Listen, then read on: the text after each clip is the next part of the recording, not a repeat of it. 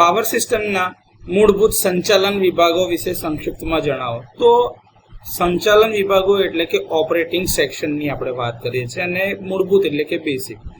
તો આપણે જોઈએ છે કે આપણી આખી પાવર સિસ્ટમ 3 ભાગમાં વહેંચાયેલી છે.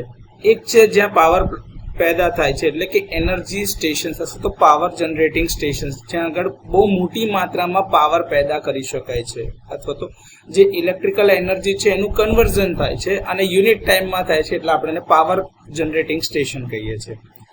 બીજા નંબર પર છે જ્યાં આગળ યુટિલાઇઝેશન થાય છે પાવરનું, એ છે લોડ સેન્ટર. અને આ બંનેને જોડતી લિંક એટલે કે તમારું ટ્રાન્સમિશન લાઇન નેટવર્ક.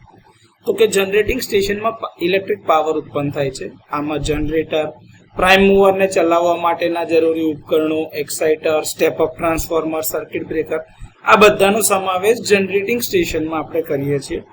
ત્યાર પછીથી ડિસ્ટ્રીબ્યુશન એન્ડ ઉપર એટલે કે યુટિલાઇઝેશન પાર્ટની વાત કરીએ તો લોડ સેન્ટરમાં આપણે જોઈએ તો ઘણા બધા પ્રકારના લોડ આપણી આજુબાજુ જોઈ શકતા હોય. રેસિડેન્શિયલ હોઈ શકે એટલે કે ઘરગથ્થુ એટલે કે આપણા જે ઘરેલું ઉપકરણો છે એ ચલાવવા માટે, એટલે આપણા રેસિડેન્શિયલ કન્ઝ્યુમર એટલે કે ઘરેલું ગ્રાહકો. સિનેમાઘરો હોય, હોસ્પિટલો હોય, પાણી પુરવઠા હોય, દુકાનો હોય, કમર્શિયલ શોપિંગ સેન્ટર્સ હોય, મોટા મોલ હોય, ફેક્ટરી હોય, એગ્રીકલ્ચરલ લેન્ડ હોય, એગ્રીકલ્ચરલ લોડ હોય, કન્સ્ટ્રક્શન ચાલતા હોય, એ બધા જ્યાં સાધનો જ્યાં ઇલેક્ટ્રિકલ પાવરનો ઉપયોગ કરવામાં આવે અને ગ્રાહકોનો સમાવેશ થતો હોય એને આપણે લોડ સેન્ટર કહીએ છીએ. આ બંનેને જોડતી લિંક અથવા તો એક કનેક્શન જ્યાં આગળ થતું હોય કે જનરેશનથી પાવર ડિસ્ટ્રીબ્યુશન સુધી પહોંચતો હોય એ વચ્ચેના નેટવર્કને આપણે ટ્રાન્સમિશન લાઇન નેટવર્ક કહીએ છીએ.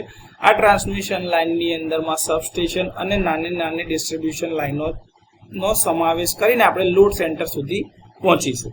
તો 3 ભાગ આપણે નક્કી કર્યા. એક છે જનરેટિંગ પાર્ટ, બીજો છે ટ્રાન્સમિશન પાર્ટ અને છેલ્લો છે ડિસ્ટ્રીબ્યુશન અથવા તો લોડ પાર્ટ.